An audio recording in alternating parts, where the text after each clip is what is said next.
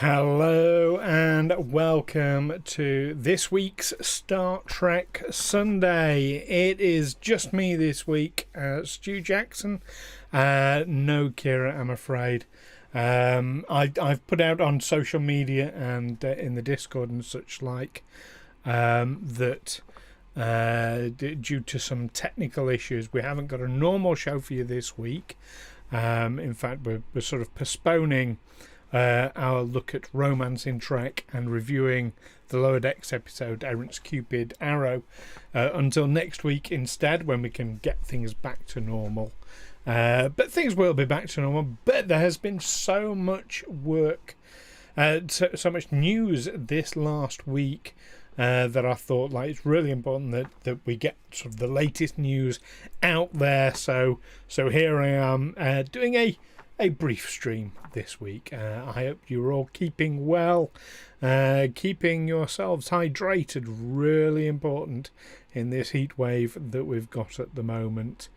And I hope you're all keeping yourselves safe and continuing to wear masks, despite the fact that as of tomorrow, Johnson says, we don't need to do any of that anymore because the pandemic's over, because I said so.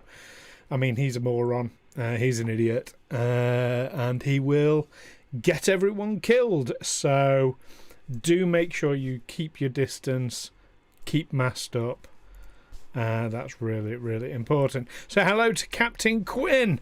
Captain Quinn has already put in the message, bugger stew. Okay. Well, not quite sure what was meant by that, but there we go. And yes, it is certainly.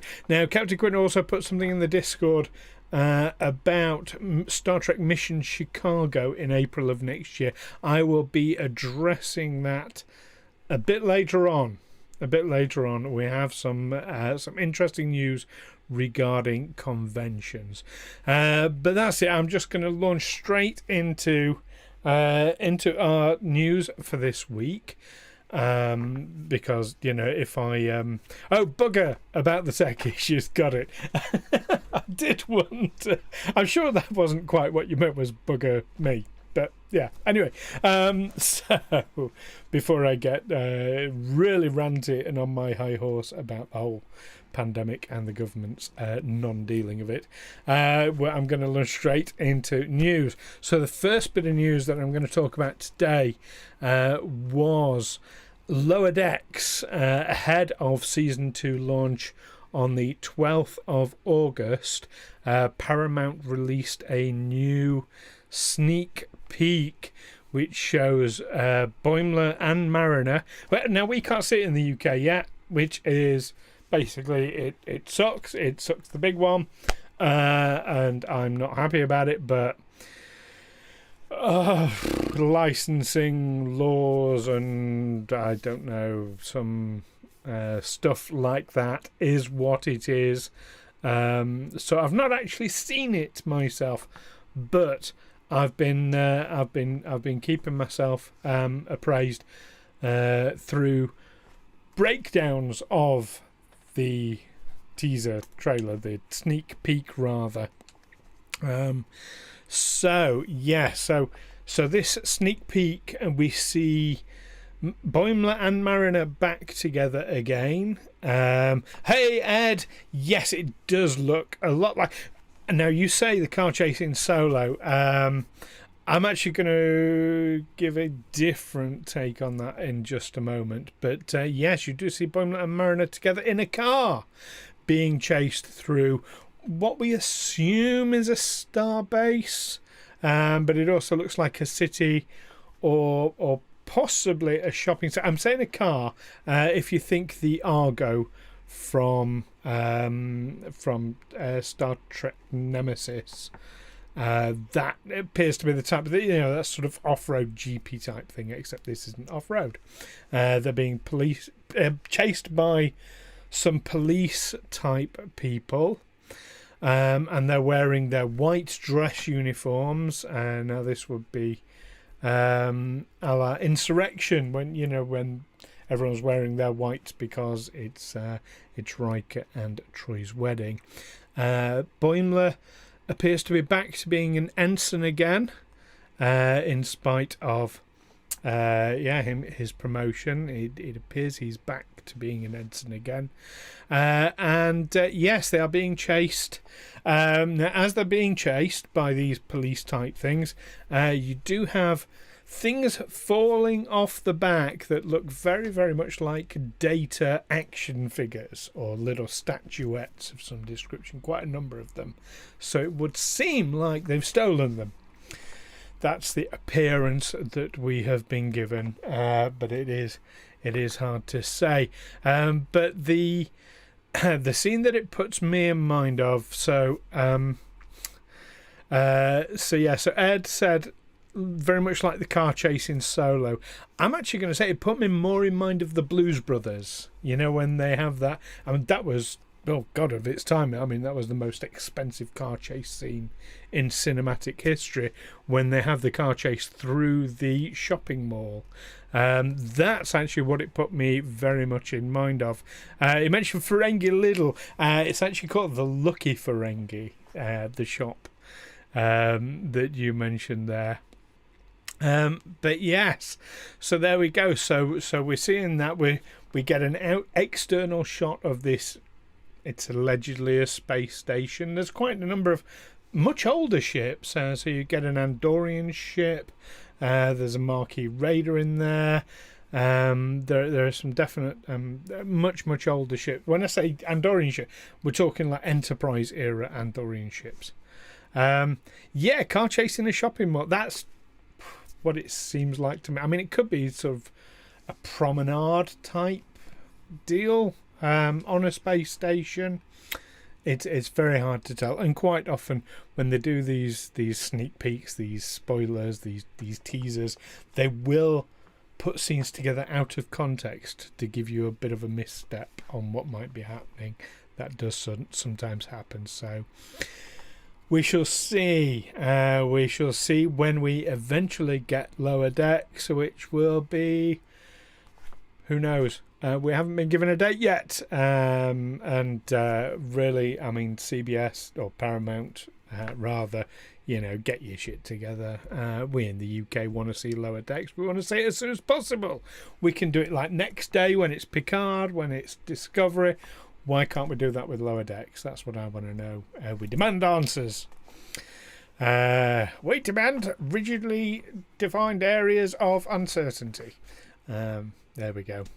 Bit of a quote from a different franchise there for you.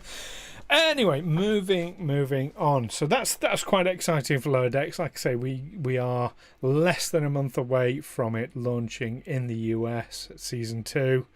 I'll be bringing you more as I get it.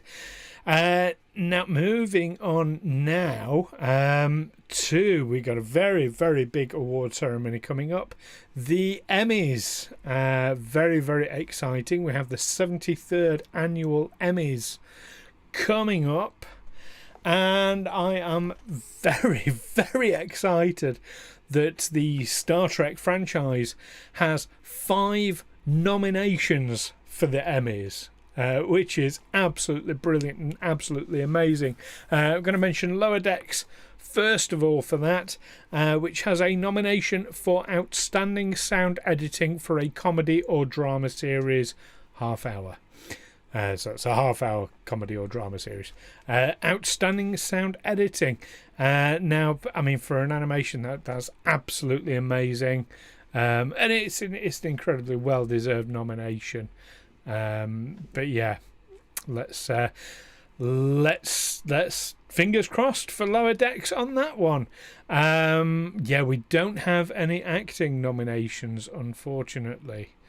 Which is sad, really. I want to see some acting nominated, because there are some phenomenal actors in Star Trek, especially at the moment in Discovery. But anyway, speaking of Discovery are picking up 4 nominations. So basically 1 for Lower Decks, 4 for Discovery. Discovery have been nominated for Outstanding Period and or Character Makeup Non-Prosthetic. So that's quite a good one for a drama that is very, very heavy on prosthetic makeup, to have the non-prosthetic outstanding makeup nomination. And of course, you think about all the period dramas out there at the moment and all the stuff it's up against, you know what I mean? Especially things like Bridgerton, which I'll make a special mention of because I no, I'm not allowed to say. Anyway, yeah, Bridgerton. I want to watch that. That's fun. Yeah, it's a good series. Anyway, moving on very swiftly. Nearly revealed something I could get into a lot of trouble for revealing, so I'm not going to reveal anything. There we go. Just Bridgerton is a great series to watch. Stum. Right, moving on. The other nominations for Discovery are, as well as the outstanding makeup for non-prosthetic, is outstanding prosthetic makeup. So that's absolutely amazing that they're nominated for both aspects of that, not only the non-prosthetic but the prosthetic as well, and rightly so. I mean, you look at the quality.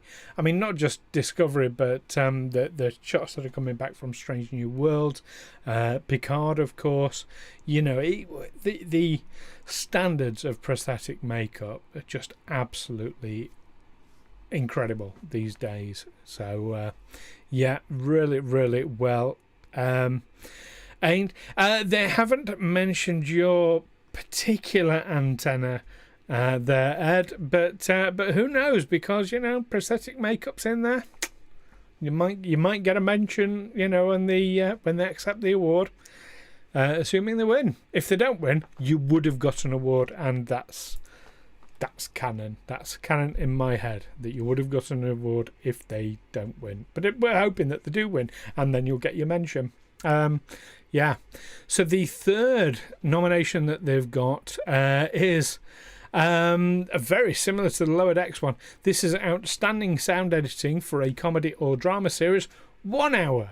So Lower Decks has been nominated for the half-hour comedy or drama series, and Discovery gets a nomination for the 1 hour comedy or drama series. Oh, obviously, as a drama, although Discovery does have its comedic moments, it's not a comedy, not like Lower Decks.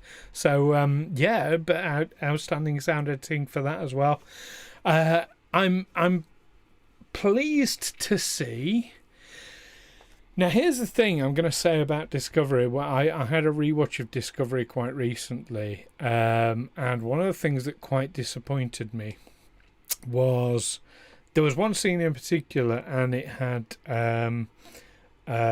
Lieutenant Tyler in it, and he was talking with I forget who now, but they were in like a conference roomy type meeting, and I could hear the sound get. Basically, you've got like when your sound dips below a particular level, then usually they drop it down to 0, so you don't hear any ambient noise, and then later on they'll put in what's called a wild track or a buzz track, where basically they just record the room empty, so that you don't get this sort of drop up. Well, there was one particular scene, and I could hear the drop off, like they call it a noise gate when it's a sudden drop off rather than a ramp drop off, and I could hear this noise gate kicking in. I thought that's not very good sound, and a bit. Now, I mean, I'm no expert in this. I'm a filmmaker as well as an actor, but you know, I can do like little bits. I'm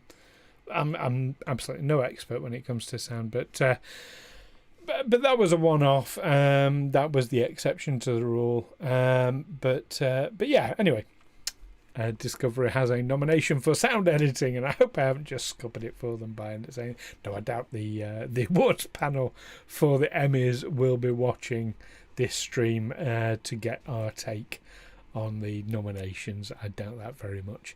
But yeah, but no, that's really good. I suppose that makes me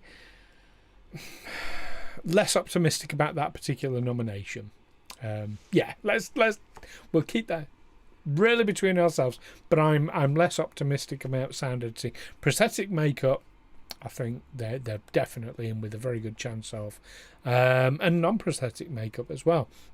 Sound editing for Lower Decks, yeah, in with a big one for that. And the final nomination for Discovery as well. Outstanding special visual effects in a single episode. Now, I don't know which episode it is. I've not been able to find that out when I did the research for this. I must admit, I didn't spend hours looking or anything like that. I suppose I could have found out, but yeah. But it's outstanding special visual effects for a single episode, which is good. I mean, you do get some amazing visual effects. To me, a lot of it can be a bit busy, especially some of the space battle scenes. Now, I just can't follow what's going on.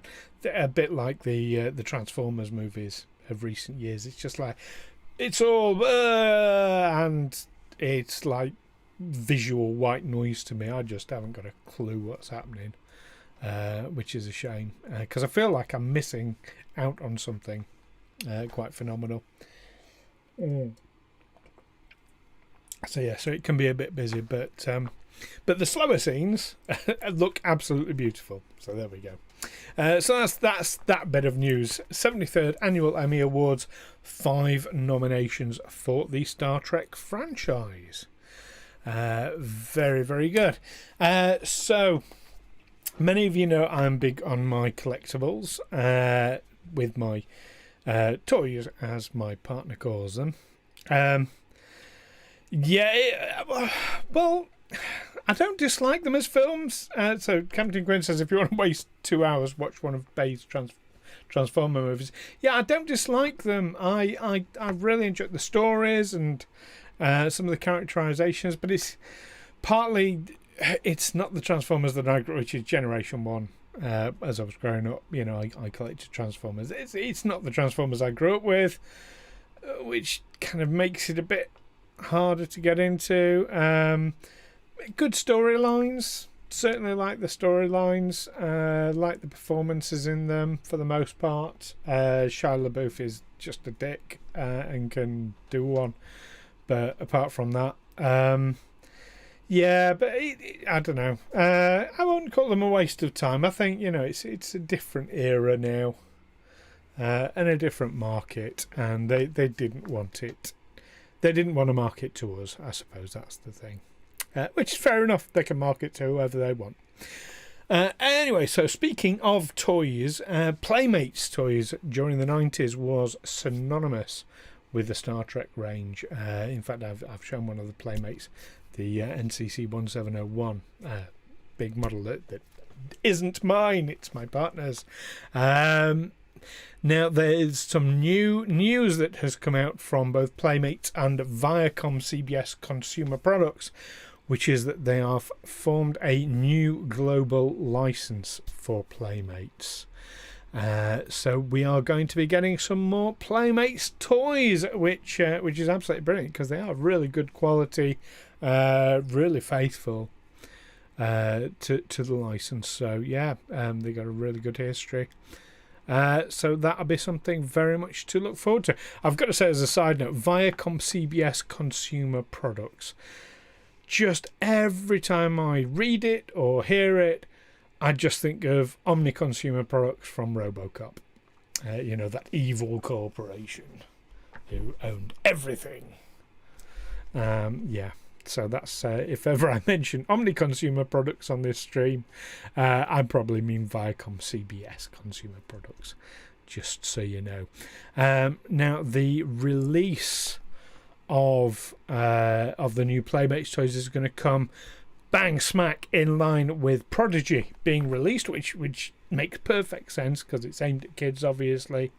Although I don't know, I get a sense that Prodigy is going to be more the young adult, but I don't know. They're saying it's a kids show. You know, let's take them at their word on that. Yeah, so it's going to come in line with Prodigy. But they're also saying already it's going to feature Rangers from Discovery, Lower Decks and Picard and others as well. But obviously they're focusing very, very heavily on everything outside of the Kelvin, which is really, really good. So, mentioning movies. Oh my goodness. So, we have had an insane amount of news over the past few months regarding the Star Trek movie. It's happening, it's not happening, there's 4 being developed, so-and-so's going to do this, so-and-so's going to do that, oh, and it's all like change. Well, we finally got, okay, they've definitely got a 2023 target, they're definitely going to release a Star Trek movie in 2023, except... I'm saying definitely, might not be definite, but they're probably going to release 20, because they've announced they're going to release a 23. We've no idea what it's going to be. Well, now we've got a little teensy bit of information. Matt Shakman has been stated as being the director. I'm going to say for now, because the director for this has changed so many times. It would not surprise me if this is going to change another 20 times between now and then. They are now looking apparently at a script written by Genevieve Robertson Dworet and Lindsay Beer. Now, Robertson Dworet co-wrote the 2018 Tomb Raider movie and 2019's Captain Marvel.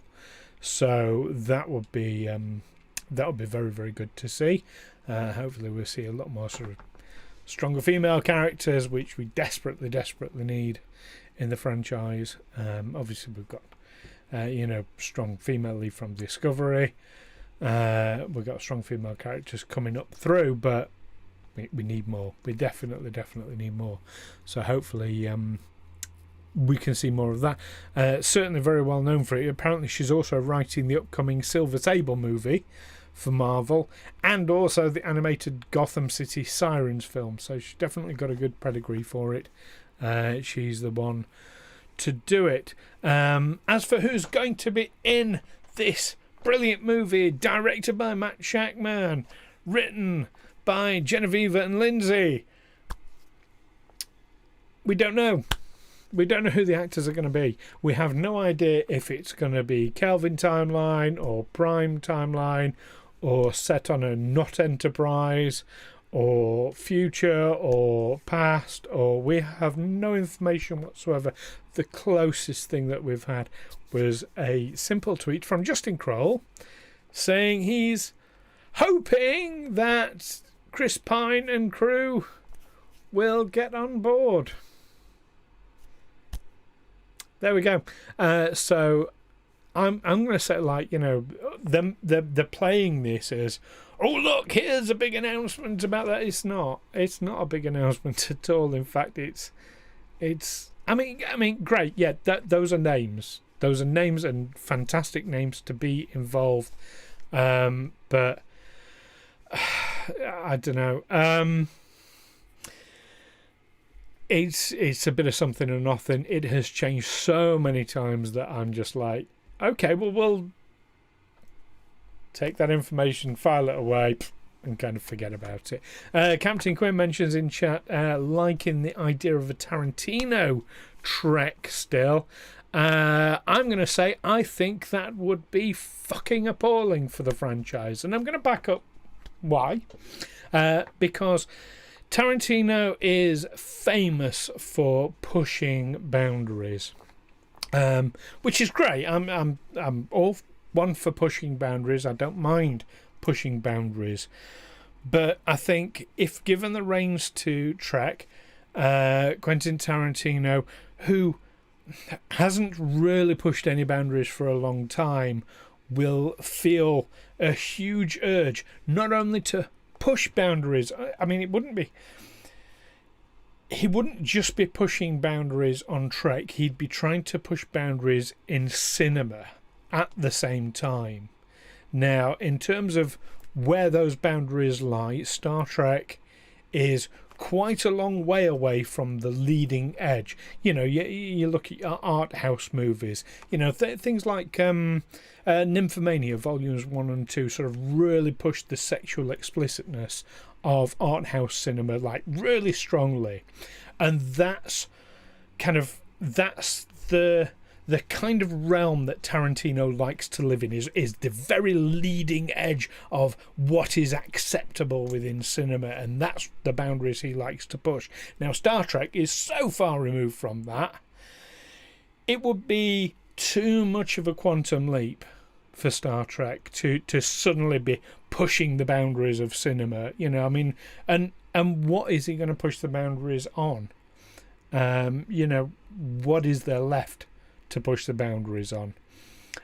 Midsummer I've not seen quite yet. I've heard great things about it, and like I said, you know, I am a fan. I like Quentin Tarantino's movies.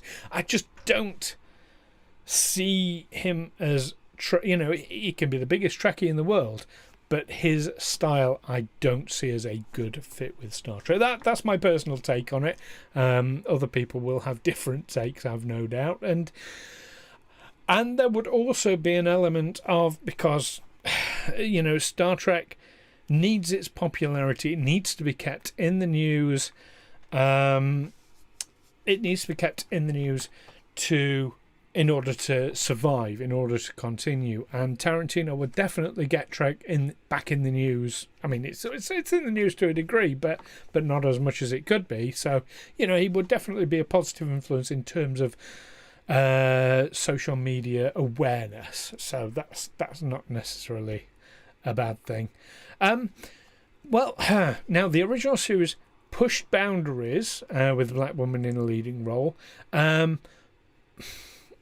It was more the fact that it was a black woman in a leading role, although she was actually a supporting character.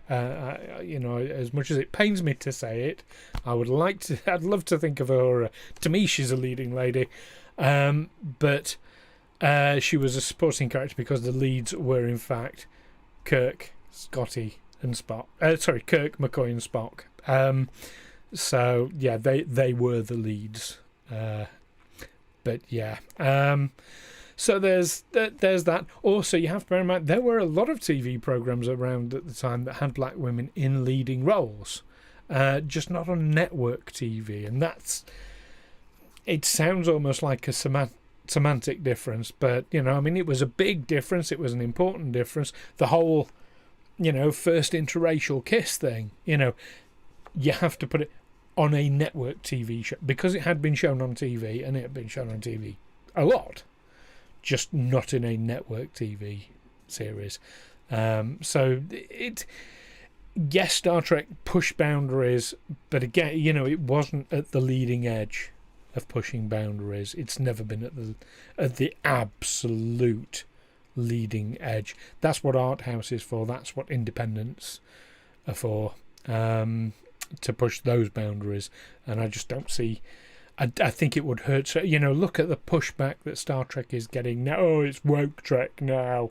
Oh, you know, and all this sort of bullshit that people put out there. I mean, if you don't like it, fine. Just don't watch it. You know, but yeah, you know, you're getting so much pushback from fandom now that you know, it's. Yeah. Anyway, so Quentin Gwynn says Tarantino is a cult film man. Yes, he is a cult film person. Star Trek is a cult following, but that's such a broad definition. You know, I mean, cult is so wide that you know, you can be into two different types of cult film. Also, you say he's done no arty films. I would say everything he's done is art house type film. Yeah, I mean, I'm quite a big fan of art house. Like Peter Greenaway is just like, for me, the god of filmmakers. Because I'm all into colour and what have you. But yeah, but I don't know. I think it will play into people. It sounds as if he just got too far with it. But But anyway, like I said, that's just my opinion. So this is supposed to be a brief. We're half an hour in already, and I am oh my goodness, only just over halfway through the news. So I'm going to move on away from the movie now. Strange New Worlds. Now this is not a massive bit of news, but they have been location shooting this week. So we announced last week that they're now filming the finale, but they have started location shooting this week, which is means they're coming very, very close to finishing shooting completely, wrapping shooting totally. Now when I say location shooting, that's not shooting on location, but shooting of locations.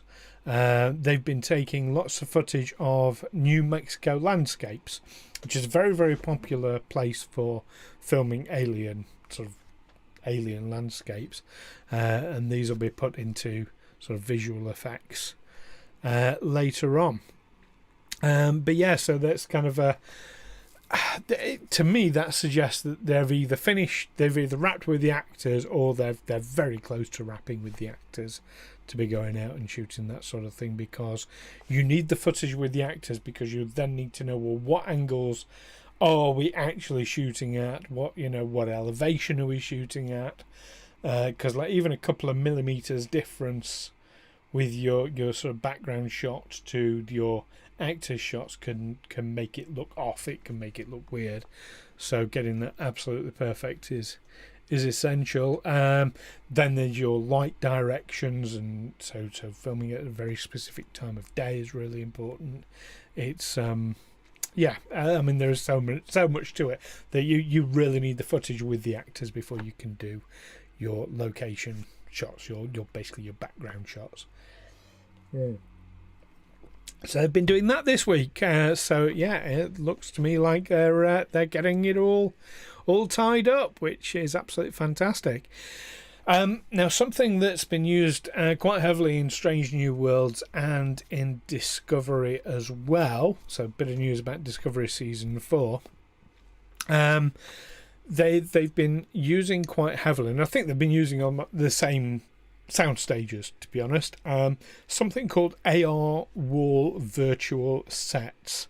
Now, this is something that a visual effects company called Pixamondo has built, and it's absolutely fantastic. You'll be familiar with people filming to a green screen, like it's not showing, but if I no, there we go. You can see, like, I'm shooting to a green screen today.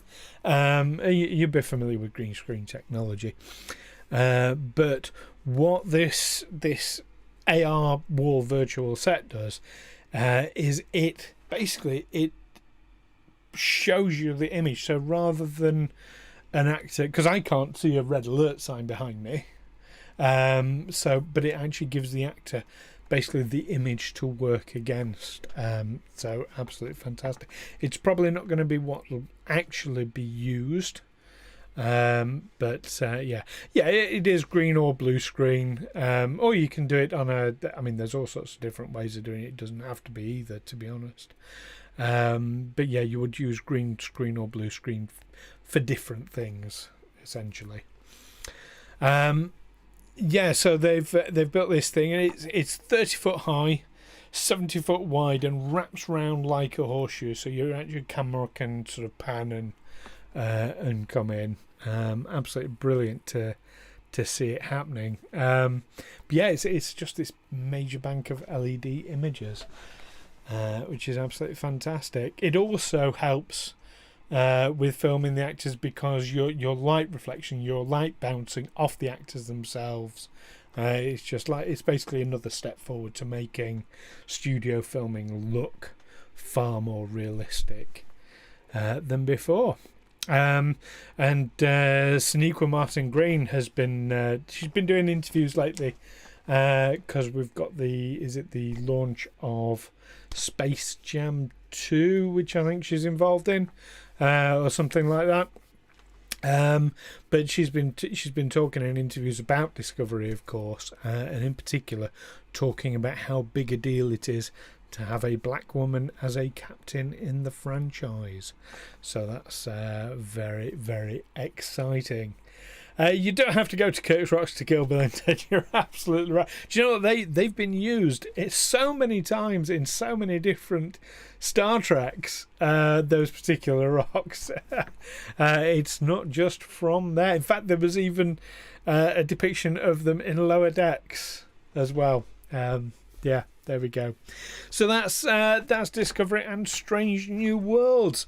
So the last sort of major piece of information I want to talk about is conventions, and we are coming up to convention times. Captain Cassidy Yates and the captain of the ship in Star Trek 4. There was Captain Cassidy Yates. Where was Captain Cassidy Yates? And captain of the ship in Star Trek 4. I'm not quite sure who you mean there, or where they were.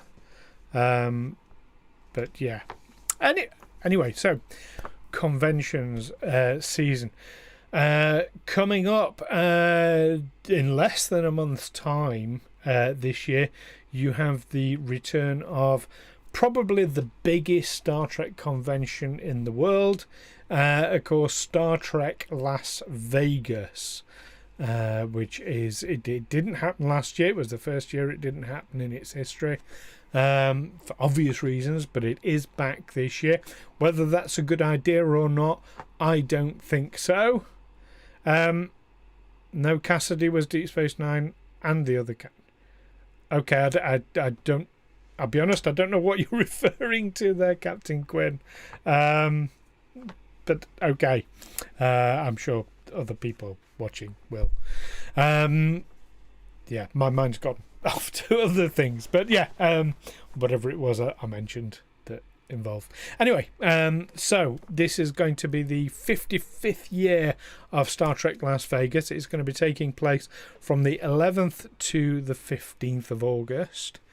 This is the bit that really worries me. We are still in the middle of a pandemic, people. You know, it has not gone away, even if our government has decided, oh no, we've had enough of this now. Yeah, that helps. That's scientific. Anyway, so there are going to be... Do you know what? Right, I want to be excited about this. I want to be pleased about it, but there are going to be an expected 15,000 Star Trek fans at Star Trek Las Vegas, as well as a whole host of special guests. Well, the guests I'm not so worried about because, you know, when you're backstage, when you're on stage, you can distance, you can wear your masks. 15,000 people. 15,000 people in one place. There's a pandemic on. What the fuck are they doing? African American, right? Okay. Yes. Yes, you're absolutely right. Cassidy Yates was a black captain, black woman captain. But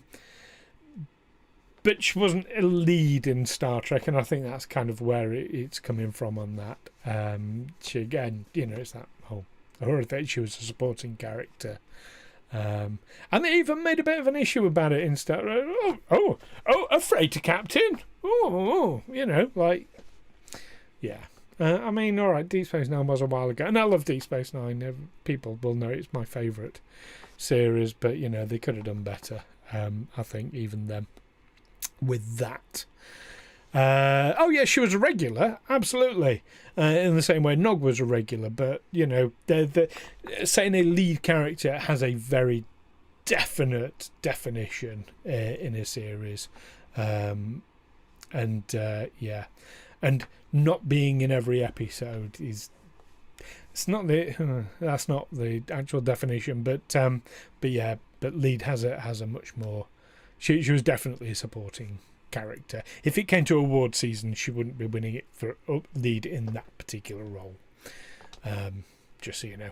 People use the term, and now I see this, I'm going off on a tangent now, but I see this all the time on people's actor CVs that I work with, and they'll say, oh yes, I was the lead in such a... I'm thinking, you weren't the lead at all, you were a supporting actor, and but they'll call themselves lead because it looks better on their CV, and they lie. I mean, people lie on their acting CVs all the time. Yes, you will be definitely a supporting role, and just absolutely brilliant at it. And it, to me, calling someone a supporting role, it doesn't take anything away from their ability or anything like that. But the series will focus on one character. If it came to it's not a brilliant definition, but here's an example. If you were going to lose either Cassidy Yates or Cisco from the show, which one would have the most impact? And there you go. That's one way of ranking. I mean, the true rank is where you come on the call sheet. That's the absolute official ranking system that's out there, and I guarantee you, Cassidy would have been a bit further down. Yeah, she did go to jail, and we didn't know she was coming back. We had no idea. I mean, she's a brilliant actor, and I absolutely love her. I mean, even in Orville, which is questionable. Anyway, back to Star Trek Las Vegas. Yeah, you've got me going on a massive tangent there. But yeah, so 15,000 Star Trek fans are going to be at Star Trek Las Vegas. Now, oh no, totally. I mean, if they offered me a role in Orville, I'd snap it up. Of course I would. Oh no, it's not her. Any of the... I mean, Robert Picardo, of course, and Ethan Phillips, I think, was in Orville. But yeah, there's been a number of treks. Anyway, so back on to... I'm going to keep it on Star Trek Las Vegas. 11th to the 15th of August this year. I'm bloody determined. 15,000 Star Trek fans expected, which I think is a bad move. Should not be happening. It's far too early. But there we go. Whole host of special guests. Fine. There is one opportunity. If anybody wants to get married in Las Vegas style, I don't know quite what Las Vegas style means when it comes to being married. On the cheap, maybe, without thinking it through. Is that what Las Vegas marriage means? I don't know.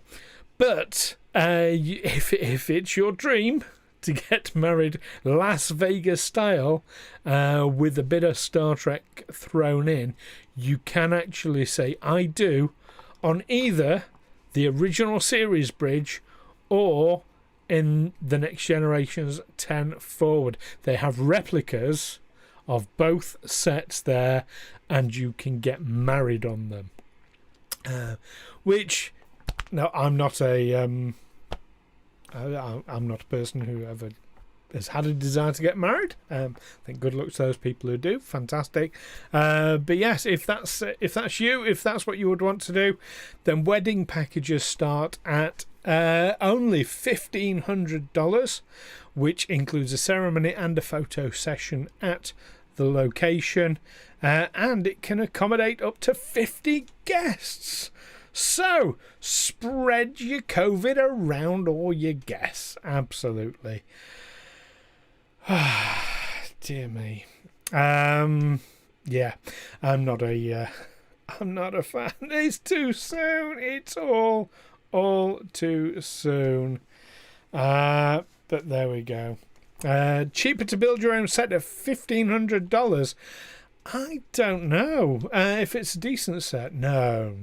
I wouldn't like to try and build one for $1,500. Not a good quality one. No. I think I'd be struggling for that. Add an extra zero on 15,000. Yeah, definitely. Mind you, I'm really finicky. I would want it to be absolutely 100% screen accurate. Nothing, but nothing. In no mistakes in it whatsoever. Yeah, I'd be very, very particular about that. But there we go. Now, Captain Quinn asked a question, so sticking with conventions, Captain Quinn asked a question in the Discord chat, and if you want to join in the Discord chat, please do. The link is below to it on the Twitch stream. I'm also streaming now on Facebook and YouTube, just so that people can more easily access the show, but Twitch will remain the spiritual home, as it were, and where the chat comes from. I think I need to set it up so that it'll do the Discord thing, but thank you for trying. I don't know how to set it up. I need to look into that. But thank you for trying, though, Captain Quinn. I know that works on other streams. Yeah, and I had no idea what you've just said there, because it's bleeped out for me. Probably as well. But yeah, so oh, it flashed up fine on Facebook. Oh, fantastic. Oh, good. Good. Oh, I'm glad it did. Brilliant. I don't know how it knew. Okay, that's really good. I thought, thank you for doing that, Captain Quinn.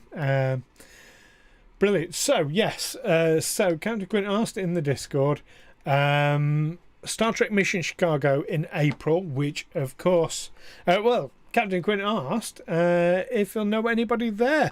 Well, of course, you will know myself and Kira. We are going. It is hot. Hi, Paul. Or are you just talking about me? That's hot. Or the weather. Either way, you're right.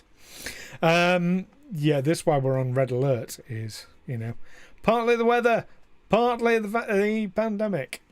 I think we should all be on red alert at the moment, but there we go. Both. Quite right, too.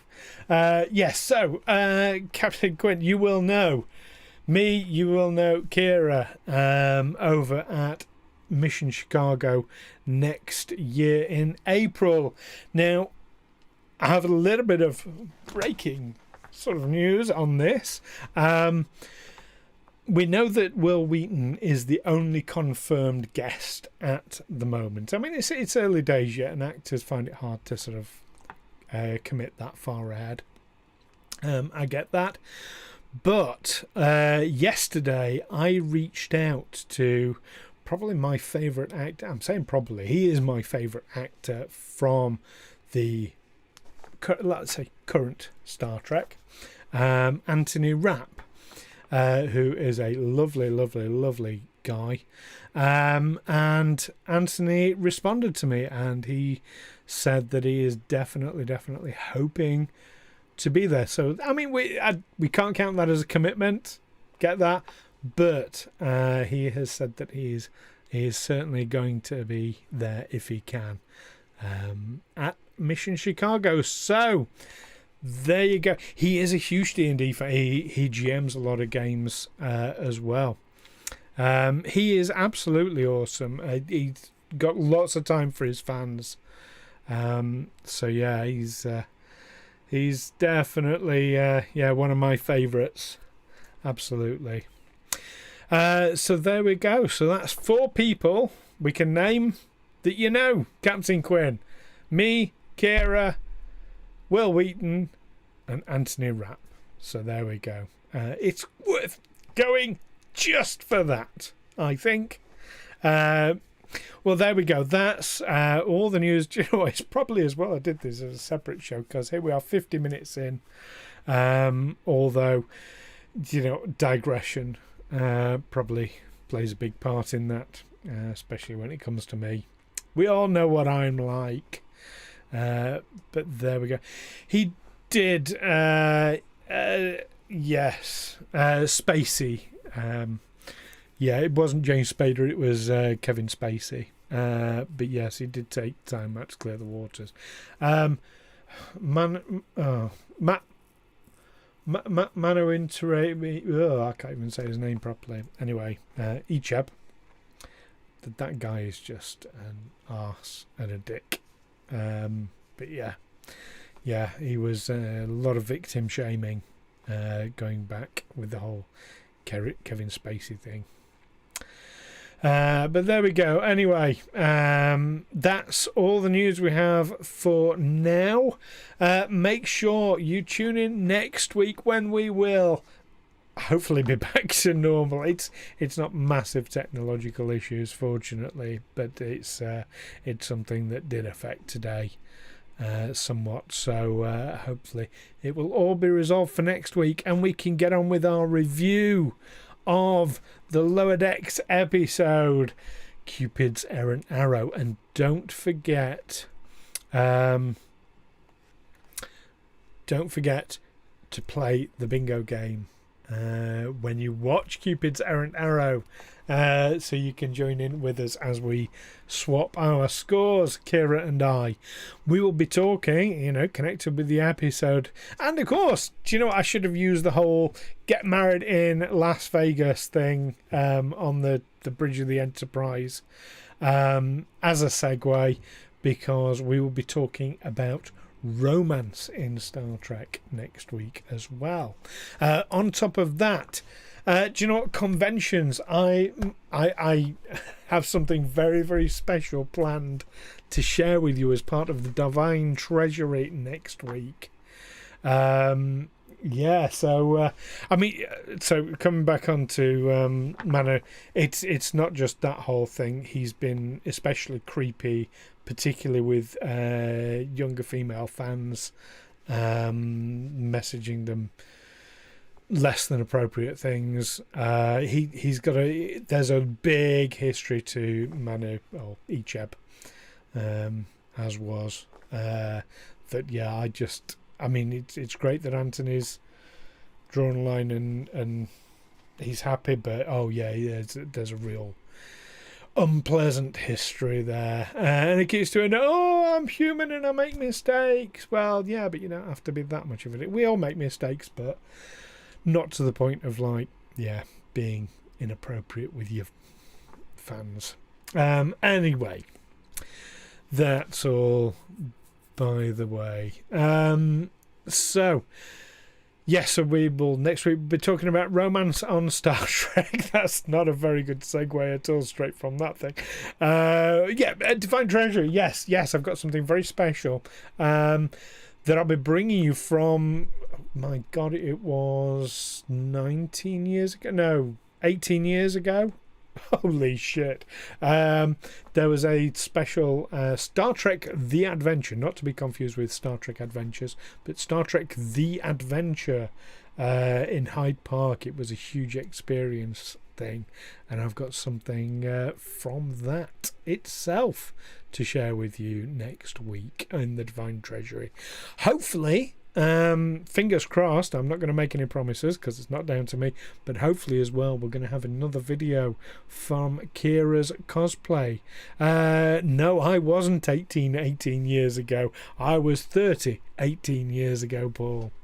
I'm not 36. That's very nice of you to suggest, but no. I was 30.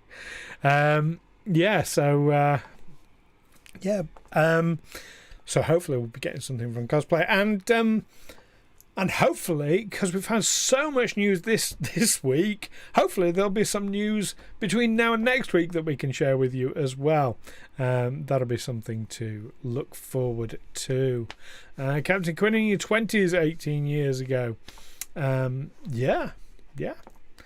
you go.